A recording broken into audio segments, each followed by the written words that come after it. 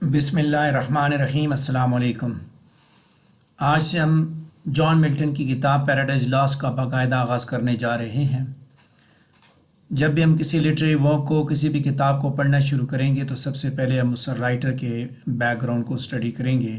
اس کتاب سے related introductory lecture جو ہے وہ ہوا کرے گا، اور اس انٹروڈکٹری لیکچر میں ہم جہاں رائٹر کی بایوگرافی کے بارے میں بات کرتے ہیں وہیں ساتھ ساتھ اس کتاب کے ہسٹوریکل کانٹیکسٹ کے بارے میں بھی بات کی جاتی ہے کہ اس زمانے میں کیا تاریخی طور پہ کیا حالات چل رہے تھے، مذہب کے کیا حالات تھے، پالیٹکس کیا چل رہی تھی، سوسائٹی کے اندر کیا ہو رہا تھا۔ وہیں ساتھ ساتھ جانرا کے بارے میں بھی تھوڑی سی بات ہو جائے گی، اور اس کتاب کو لکھنے کا مقصد کیا تھا اس کے بارے میں بھی بات ہوگی۔ اور اس کے اندر آج کے اس لیسن کے اندر انہی پہلوؤں کے اوپر ہم ڈسکس کریں گے۔ ہمارے نوٹس کا باقاعدہ آغاز آج سے ہوا چاہتا ہے۔ پیج نمبر 5 سے ہماری ڈسکشن سٹارٹ ہوگی، جہاں پہ پیراڈائز لاسٹ کے انٹروڈکشن کے نام سے ہمارا پہلا ٹاپک ہے پیراڈائز لاسٹ کا، جس پہ بات کرنے جا رہا ہوں میں۔ سب سے پہلے ہم جان ملٹن کی لائف کی بریف بایوگرافی دیکھیں گے۔ میری آپ سے گزارش ہوگی کہ ضرور آپ ڈیٹیل کے ساتھ جان ملٹن کی بایوگرافی کو اسٹڈی کریں۔ میں بھی اس کے اوپر ایک آدھ لیکچر اس کے زمانے سے ریلیٹڈ ضرور آپ کو ڈیلیور کروں گا، لیکن آپ بھی اس کو ضرور دیکھیے۔ انگلش لٹریچر کے اندر جان ملٹن کی حیثیت اسی طرح ہے جس طرح اردو لٹریچر کے اندر علامہ اقبال کی حیثیت ہے۔ جان ملٹن 9 دسمبر 1608 میں middle class religiously Protestant family میں پیدا ہوا، اور لنڈن کے علاقے میں اس کی پیدائش ہوئی۔ جان ملٹن کے اس بارے میں جب آپ بات کرتے ہیں تو اس نے سینٹ پال کا اسکول اس سے اٹینڈ کیا، کرائسٹ کالج کیمبرج کے اندر اس نے وہ اٹینڈ کیا۔ تعلیم اس کی یہ ہے۔ تعلیم کے علاوہ ینگ اسٹوڈنٹ کے طور پہ اس نے اسی زمانے میں بھی اس سے پوئٹری لکھنی شروع کر دی تھی، اور اس کے ساتھ ساتھ اس نے جو ہے وہ اینگلیکن پریسٹ کی ٹریننگ بھی شروع کر دی تھی۔ گو کہ اس کی انٹرسٹ ریلیجن کے اندر جو تھی، جو اس کی دلچسپی، اس کی ساری زندگی وہ موجود رہی، مذہب کے ساتھ اس کا لگاؤ موجود رہا۔ پیج نمبر 5 پہ پہلا پیراگراف میں ڈسکس کر رہا ہوں، لیکن یہاں یہ یاد رکھیے کہ جہاں مذہب کے ساتھ اس کی محبت تو موجود تھی، لیکن پریسٹہوڈ کی جو پرسوٹ تھا، جو پادری بننے کا جو خواب تھا، اس نے بعد میں چھوڑ دیا، اور اس نے اپنی زندگی سارے کی ساری زندگی جو پوئٹری لکھنے کے لیے وقف کر دی، اور اس کے ساتھ ساتھ ماڈرن لینگویجز اور اینشینٹ لینگویجز کو اسٹڈی کرنے میں اپنا وقت زیادہ صرف کیا۔ سائنس، لٹریچر، پالیٹکس اور فلاسفی جیسی علوم کے پہ اوپر دسترت حاصل کرنے کے لیے اس نے اپنا سارے کا سارا وقت صرف کرنا شروع کر دیا۔ تو جان ملٹن کا تعلق مذہب کے ساتھ تھا، وہیں ساتھ ساتھ یہ دیکھیے کہ اینشینٹ اور modern languages, literature, science, politics اور فلاسفی میں اس کی جو دلچسپی ہے وہ اس کی کتابوں کے اندر بھی دیکھنے کو ملتی ہے، خاص طور پہ پیراڈائز لاسٹ، ایروپیجیٹیکا، پیراڈائز ریگین، یہ جو اس کی کتابیں ہیں ان کے اندر یہ چیز بہت زیادہ موجود ہے۔ جان ملٹن آزادی کا ایک علمبردار تھا، جمہوریت کا بیسیکلی علمبردار تھا، شخصی آزادی کا وہ بہت زیادہ وہ پروموٹ کرتا تھا۔ اس کی کتابوں کے اندر بھی آپ کو یہی چیز ملے گی۔ پیج نمبر 5 پہ سیکنڈ پیراگراف دیکھیں گے۔ جان ملٹن کی جو سیاست کے اندر جو دلچسپی تھی، اس نے اس کو اس چیز پہ ابھارا کہ وہ سول وارز کے اندر پولیٹیکل پیمفلٹس لکھے۔ انگلینڈ کے اندر سول وار 1642 سے 51 تک چلتی رہی، اور اس نے بیسیکلی جان ملٹن نے اپنے پیمفلٹس کے اندر جو طلاق کا حق تھا اس کے لیے ایڈوکیٹ کیا، اور اس نے پریس کی فریڈم کے لیے آواز اٹھائی، اور اس نے اس چیز پہ آرگو کیا کہ جو بادشاہ تھا اس کو مکمل طور پہ ختم کر دیا جائے۔ میں نے جیسے بات کی، آزادی کا علمبردار تھا، اور وہ یہ سمجھتا تھا کہ بادشاہتی ساری برائیوں کی جڑ ہے، بادشاہت نے ان سب کو غلام بنایا ہوا ہے، اور وہ اسی کی آزادی کے لیے نعرے لگاتا تھا۔ کنگ چارلز ون کے ایگزیکیوشن کے بعد جان ملٹن جو ہے فارن لینگویجز کے سیکریٹری کے طور پہ نئی ریپبلکن گورنمنٹ کے اندر کام کرتا رہا، تا وقت کہ وہی جو پیریڈ ہے ریپبلکن گورنمنٹ ہے وہ ختم ہوئی اور بادشاہ دوبارہ ریسٹور ہوئی۔ اور اس موقع پہ ملٹن جو ہے اس وقت تک ایک بڑا ہی خطرناک ریولوشنری سمجھا جاتا تھا۔ اسی کے ساتھ ساتھ جب یہ حالات پیدا ہوئے تو جان ملٹن کی آئی سائٹ بھی گزرتے وقت کے ساتھ اس کا ساتھ دینا چھوڑ چکی تھی۔ 1651 میں جا کے وہ تقریباً مکمل طور پہ بلائنڈ ہو چکا تھا۔ پیراڈائز لاسٹ جو کہ ہمارے کورس میں پرسکرائب کی گئی ہے، یہ کتاب بیسیکلی 12 کتابوں پہ مشتمل ہے، 12 والیومز پہ، جس میں سے جو 10 جو کتابیں ہیں پیراڈائز لاسٹ کی وہ 1667 میں پبلش ہوئیں، جبکہ باقی جو ہے اس کے بعد یعنی کہ 10 بکس کی فارم میں 1667 میں پیراڈائز لاسٹ پبلش ہوئی، اور اس کے بعد دوبارہ نیا ورژن آیا 1674 میں جو 12 بکس کا تھا۔ یہاں یہ بات یاد رکھیں کہ جان ملٹن جب پیراڈائز لاسٹ لکھ رہا تھا اس وقت وہ بلائنڈ ہو چکا تھا۔ اس نے اپنی ایک پوئم بھی لکھی آن ہز بلائنڈنیس، اور اس کے علاوہ ایک دوسری پوئم اس نے لکھی تھی پیراڈائز لاسٹ کے اندر سے بتایا تھا کہ what in me is dark what is low raise and support that to the height of this great argument I may assert the eternal providence and justify the ways of God to man. So یہ چیز آپ نے سمجھنی ہے کہ paradise last لکھنے سے پہلے ہی وہ بلائنڈ ہو چکا تھا، اور اس کتاب کو اس نے بلینک ورس کی فارم میں لکھا، 11,000 لائنیں اس کی، اور یہ کتاب اسی وقت پاپولر ہوگی۔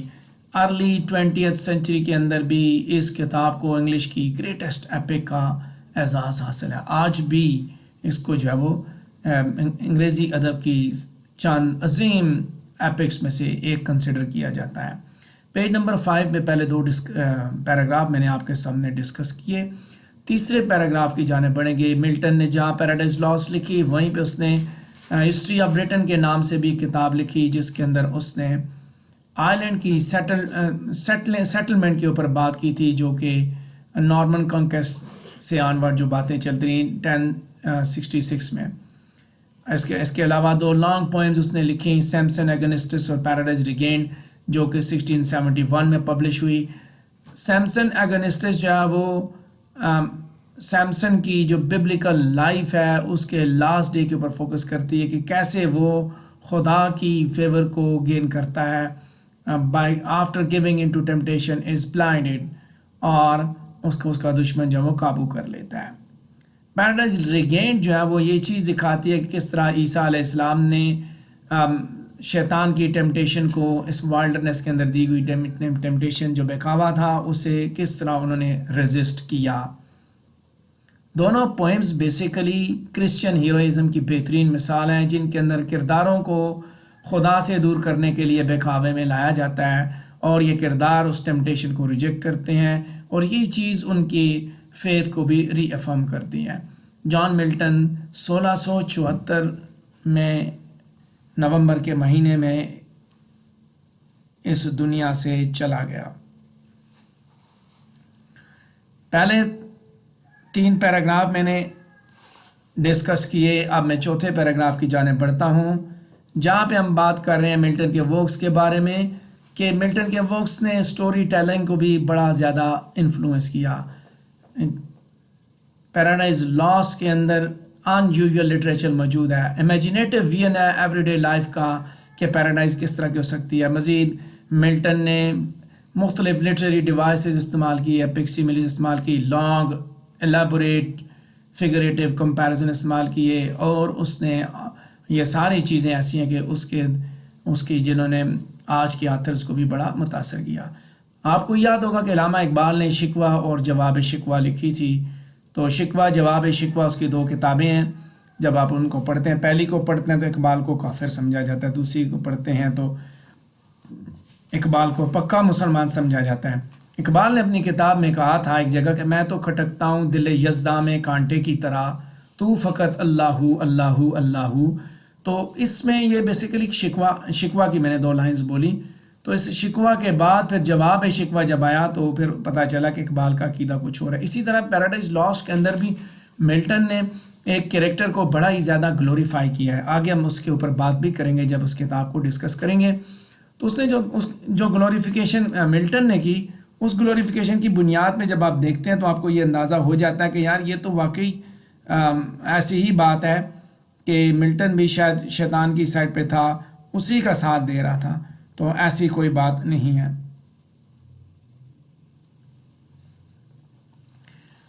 پہلے 4 پیراگراف ہم نے ڈسکس کیے، اگلی ہیڈنگ کی جانب بڑھیں گے۔ ہسٹوریکل کانٹیکسٹ دیکھیں گے پیراڈائز لاسٹ کا، تو بہت سی چیزیں اس زمانے کے حساب سے آپ دیکھیں کہ جس وقت پیراڈائز لاسٹ کی تخلیق ہوئی اس وقت کے حالات کیا تھے یا کیا سلسلہ چل رہا تھا۔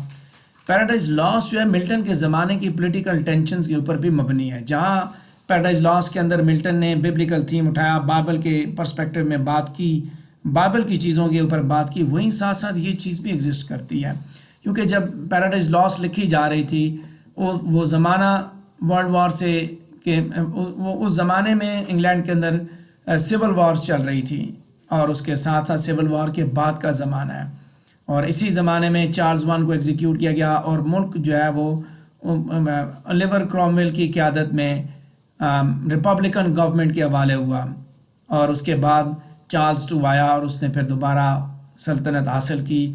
یہ کمپلیکسٹی اس وقت کی موجود ہے اس زمانے کے اندر۔ جب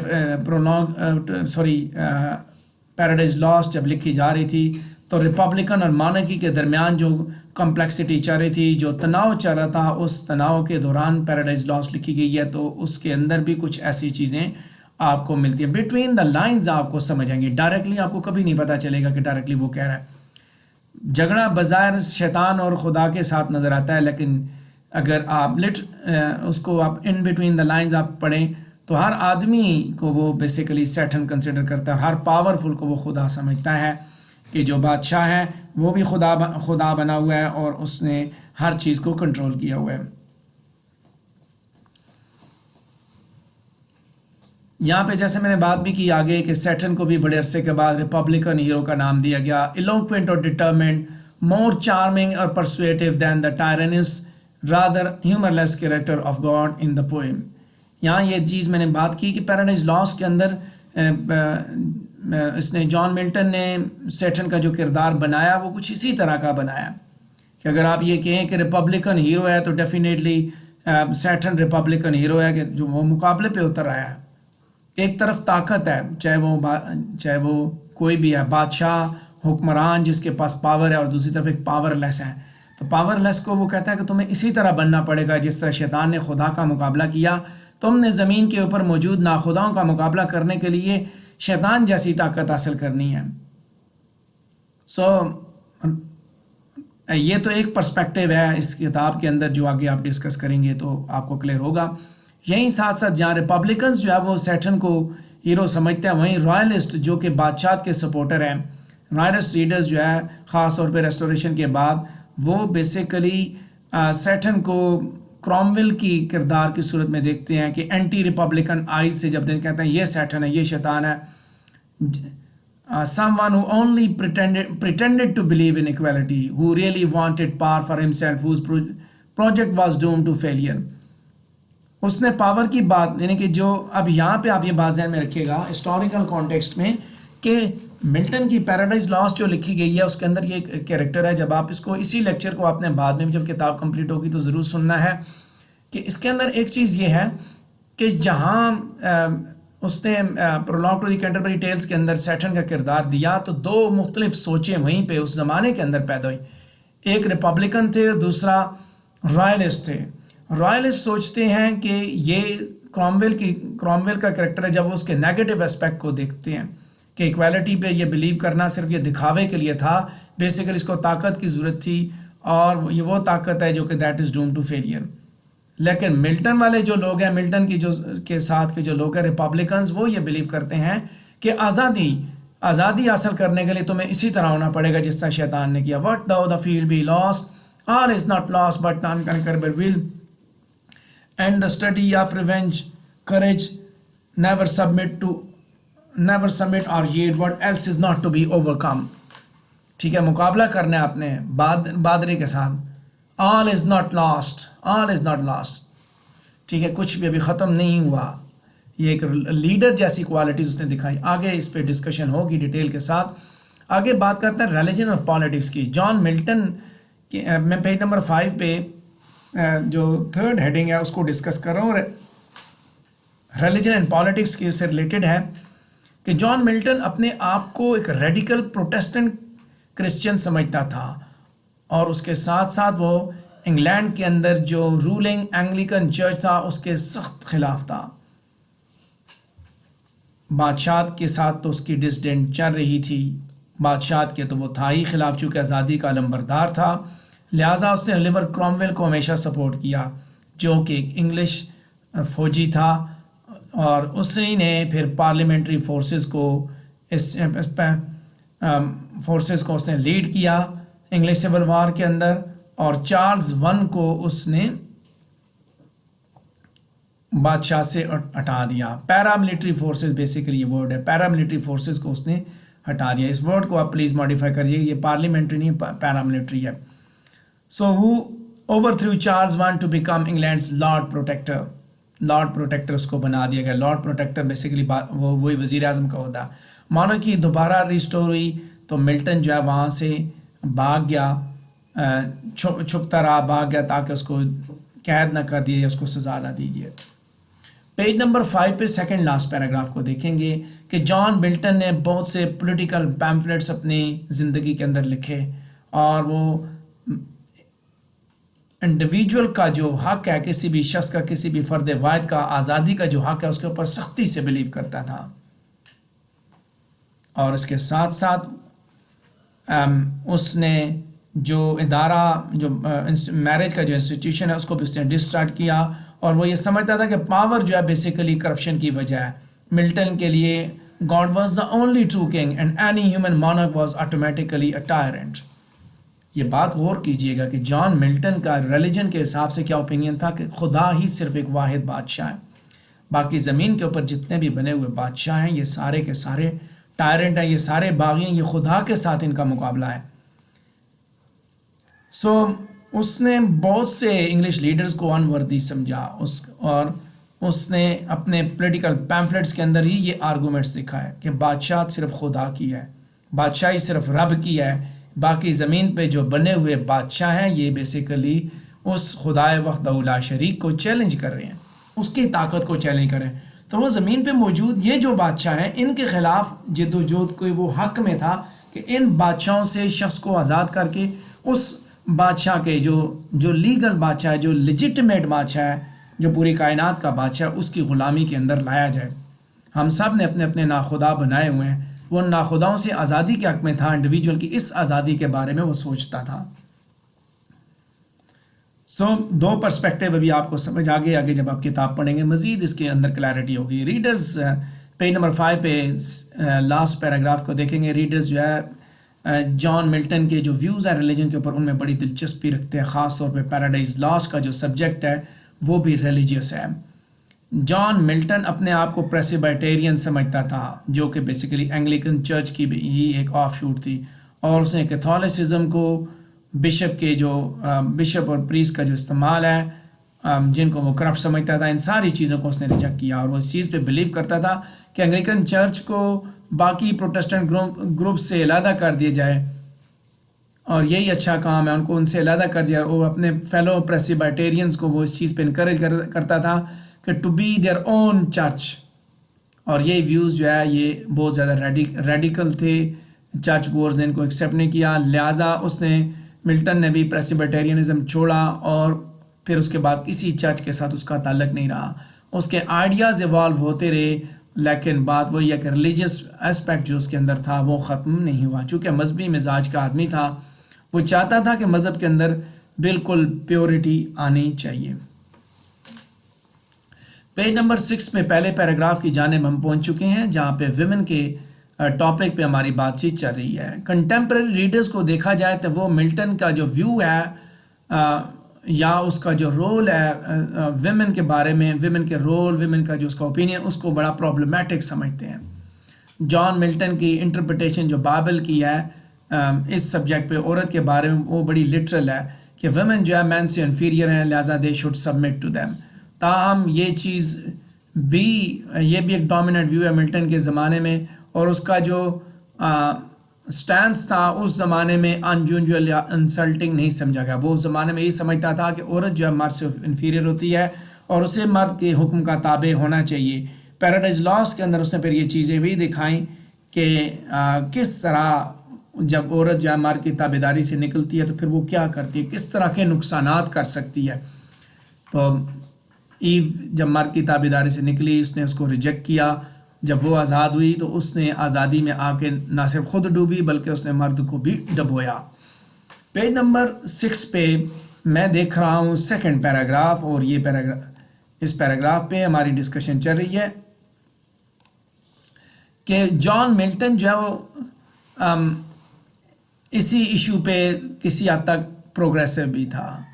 بیسیکلی وہ اس زمانے میں طلاق کا ایڈوکیٹ تھا جب یہ ان کامن تھی. جان ملٹن اس چیز پہ بلیو کرتا تھا کہ اگر دونوں میں سے میاں بیوی دونوں میں سے کوئی یہ محسوس کرے کہ ان کا جو پیئر ان کی جو شادی ہے وہ انسیٹسفیکٹری ہے تو پھر وہ ایک دوسرے سے ڈائیورس لے سکتے ہیں.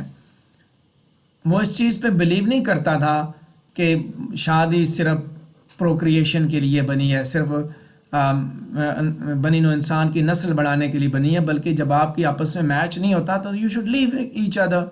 اور وہ بیسیکلی کمپینین شپ کی بات کرتا ہے. وہ اس چیز پہ بلیو کرتا تھا کہ companionship should be the goal of marriage, کہ جب آپ کا جو لائف پارٹنر ہے وہ آپ کا کمپینین نہیں بن سکا تو پھر آپ اس طرح کی زندگی کیوں گزاریں، کیوں ساری زندگی رو رو کے گزاریں، آپ اس کو چھوڑ دیں، کسی اور کو دیکھیں.